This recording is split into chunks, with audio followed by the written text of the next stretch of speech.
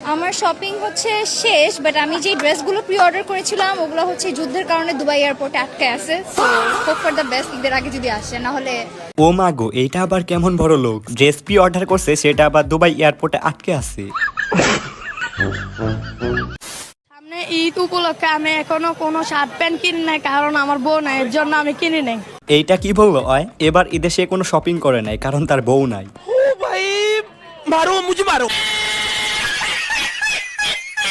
Hello guys, অস্থির বাঙালি সিরিজের 162তম পর্বে আপনাকে স্বাগতম। অনেকদিন পর অস্থির বাঙালি তো আজকের ভিডিওতে বাঙালিদের করা এমনই সব হাস্যকর ভিডিও থাকছে যেগুলো দেখার পর আপনি না হেসে থাকতে পারবেন না।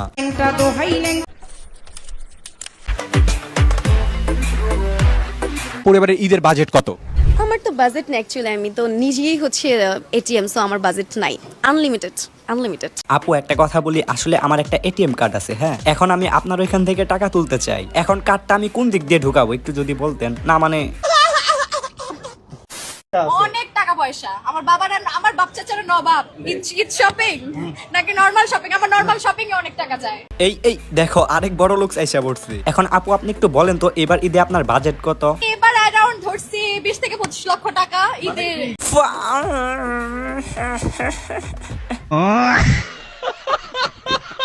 সকাল 10টা থেকে অপেক্ষা করতেছি, এখন পেয়েছি সেই কাঙ্ক্ষিত মুহূর্ত। ওরে রে রে রে, কি মুহূর্ত পাইছে? সেই কাঙ্ক্ষিত মুহূর্ত। এটা হচ্ছে আমার সেই বন্ধু যে বকা দেওয়ার সময় হঠাৎ করে মনে করে, কি রে এখন তো রমজান মাস চলতেছে।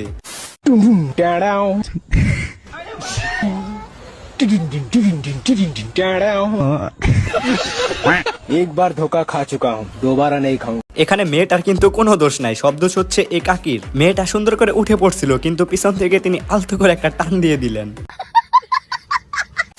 আচ্ছা গাইস, আপনাদেরকে তো এখনো ঈদের শুভেচ্ছা জানানো হয় নাই, তাই না? ডিজে আফজালের পক্ষ থেকে আপনাদের সবাইকে ঈদ মুবারক। এইদিকে রোজা শেষ, ঈদ চলে আসলো, আর সেই সাথে সাথে শয়তানও করে ফেললো কামব্যাক।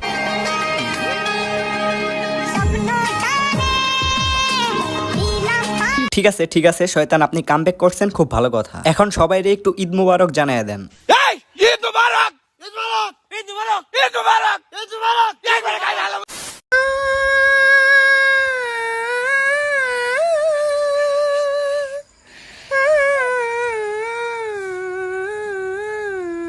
সত্য কথা বলতেছি, এদের এই বয়সে আমি আমার টুনটুনি ধরে চিন্তা করতাম, কি রে আল্লাহ এইটা আমার আবার কিসের জন্য দিছে, এইটা দিয়ে আবার কি করে।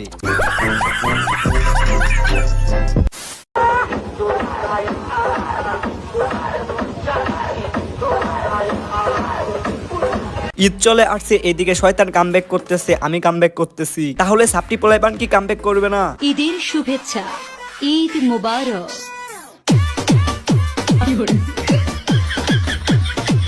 ওয়েট আমি আপনাদেরকে দেখাইতেছি, এই যে দেখেন ছাত্রী ভাইয়েরা কত সুন্দর করে ঈদের জন্য প্রস্তুতি নিচ্ছে। এইদিকে এক ভাই তার ঈদের আউটফিট রিভিল করে দিচ্ছে। আমি ঈদের জন্য কি কি শপিং করছি এটা আপনাদেরকে দেখাই দিব। প্রথমে দেখেন শার্ট। বাহ ভাই, শার্টটা তো সেই সুন্দর, একদম লালে লাল। ট্রাকে উঠে শার্ট পরে একদম নাচে হবে লালে লাল। 550 টাকা শার্ট আমার, সরি 250 টাকা। সানগ্লাস 170 টাকা, 900 টাকা দিয়ে সিলাই 200 টাকা, দেখেন 800 টাকা। ভাই রে ভাই, এ তাও মোটামুটি ভালোই কিনছে, আমি তো এইবার কিছুই কিনি নাই। সত্যি একটা কথা বলি, ঈদের বাজেট ছিল 3000 টাকা, একটি জুতার দাম নিছে 2990 টাকা, আর বাকি 10 টাকা দিয়ে এখন চা খামু। মামা, গভীর রাত কি ইংলিশে কি বলে? আমি আসলে ইংরেজি ভালো জানি না, কাকাই যেহেতু বলছে ঠিকই বলছে। আমার মনে হয় গভীর রাত্রে ইংলিশে আসলেই বাসর রাত বলে।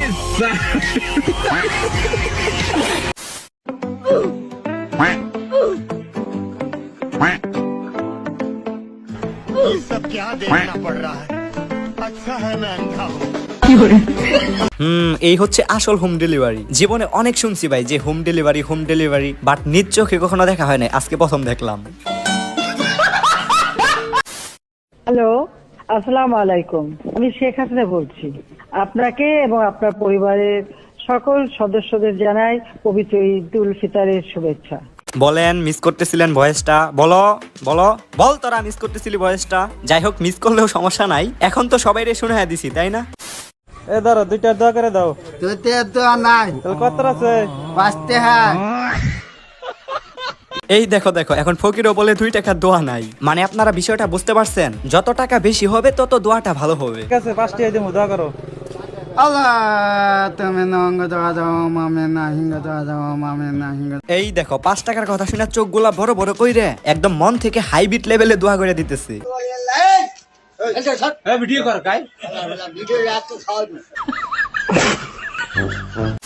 আচ্ছা, আপনারা জানেন বাংলাদেশে নানা রকম আজব কর্মকাণ্ড হয়ে থাকে। এখানে দেখেন এরা আসছে বাইক চুরি করতে, ভুল করে লাইট অফ করতে গিয়ে কলিং বেল দিয়ে ফেলছে। আমি শিওর এরা জীবনে প্রথম চুরি করতে আসছে। আর যে কলিং বেলটা দিছে ওরে চিপাই নিয়ে গিয়ে এই 2টা যে ওর সাথে কি করবে।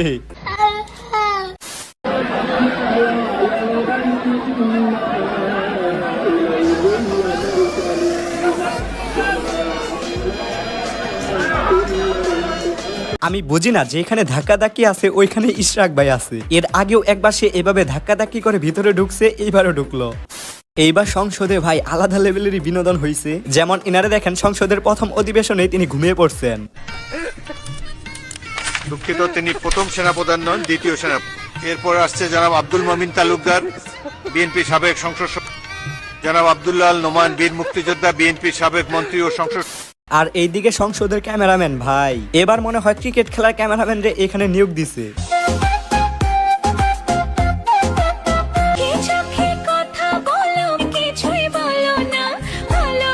মানে ক্রিকেট খেলার মধ্যে দর্শকদের রিয়াকশন যেভাবে নেওয়া হয় ঠিক একইভাবে সংসদেও সবার রিয়াকশন নেওয়া হয়েছে।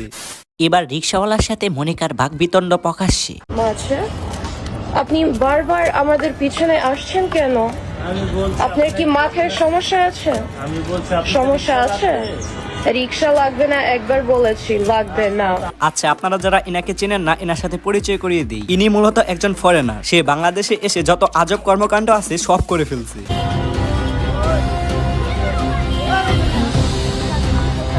একজন পাগলকে মারা থেকে শুরু করে দোকানদারকে হুমকি দেওয়া। উনি আইসে ডাইরেক্ট আমার এই হুমকি দেয়, আপনি কি মুসলমান, অনেক বেয়াদবি করছে। এরপর মেট্রোতে উঠে উল্টাপাল্টা কাজ করা। মানে মোটামুটি উনি সব ক্রাইমই করে ফেলছেন। এরপর তার একটি কল রেকর্ডও ভাইরাল হয়ে যায়। যে দেশ থেকে একসময় থাকুক, আমাকে নিয়ে একটা কি ক্ষতি করেছি আমি আপনাদের। আহা, কত সুন্দর করে কান্না করতেছে। এটা ধইরা আসলে জেলে ভইরা দেওয়া উচিত। আচ্ছা, আপনাদের একটি মজার তথ্য দিই। হ্যাঁ, পাঞ্জাবি দোকানে গেছি পাঞ্জাবি কিনতে। এখন দোকানদার আমারে জিজ্ঞাসা ভাই আপনার সাইজ কত। আমি তো ভাই পাঞ্জাবির সাইজ বলতে গিয়ে অন্য কিছু বইলা দিছি। এরপর দোকানদার আমার দিকে পুরো 2 মিনিট তাকিয়েছিল।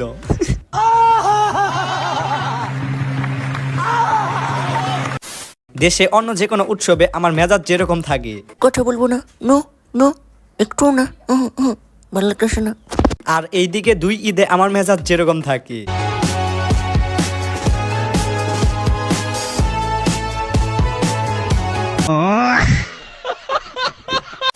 আচ্ছা আপুরা, আপনারা কি জানেন ঈদের দিন ছেলেরা কি কি করে? দাঁড়ান দাঁড়ান, আমি আপনাদেরকে একটু দেখাই দিচ্ছি।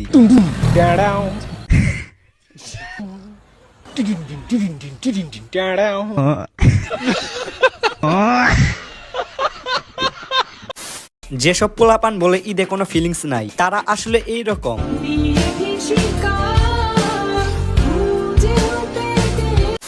এইদিকে ঈদে যখন ছোট ভাইয়েরা আমার কাছে সালামি চায়,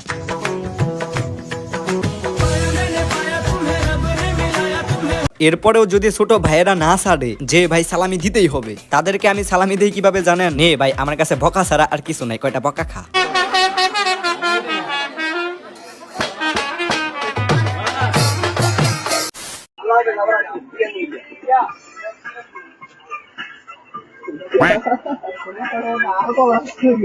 আহা, এটা কি ছিল ভাই? ভাই আমার ঈদের শপিং করে এতটা খুশি হয়েছে যে একদম দোকানদারের হাতের মধ্যে চুমা দেয়া চলে গেল। আচ্ছা, এবার ঈদে আমিও পরিকল্পনা করতেছি যে টাকি করে ঘুরতে যাব। কে কে আমার সাথে যাবেন একটু কমেন্ট করে জানান তো।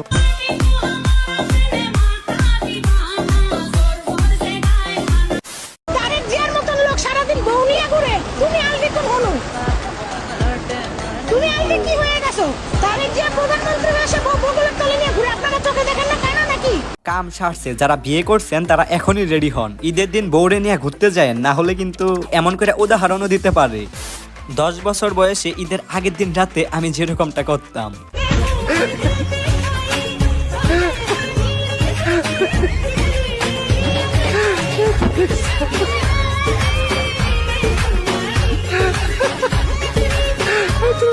10 বছর আগের ঈদও ভাই অন্যরকম ছিল। ঈদের আগে পুরো ঘর পরিষ্কার করা, বাবা মায়ের সাথে ঈদের শপিং করা, দর্জির কাছে জামা সেলাই করা, সবাই মিলে চাঁদ রাতের ইফতার করা, সবাই একসাথে মিলে চাঁদ দেখা, বন্ধুকে ফোন করে বলতাম বন্ধু চাঁদ দেখছস, সারা রাত কাজিনরা মিলে মজা করতাম, সবাই মিলে মেহেদি লাগানো। ঈদের খুশির জন্য ভাই আগের রাতে কারোরই ঘুম আসতো না। নতুন জামা পরে সবাইকে দেখানো, সবার থেকে আনন্দ করে সালামি নেওয়া, সবাই মিলে ঘুরতে বের হওয়া। কি গাইস তোমরা ইমোশনাল হয়ে যাচ্ছ? নো, এখনো আমরা এগুলো করতে পারি। শৈশবে ফিরে যাওয়া সম্ভব না, বাট এগুলো করা সম্ভব। সবার ঈদ ভালো যাক। আর যদি চাও তোমাদেরকে সালামি দিতে হবে, এই গান পুরাটা যদি ইনবক্সে শোনাইতে পারো তাহলে তোমাদেরকে সালামি পাঠিয়ে দিতে পারি।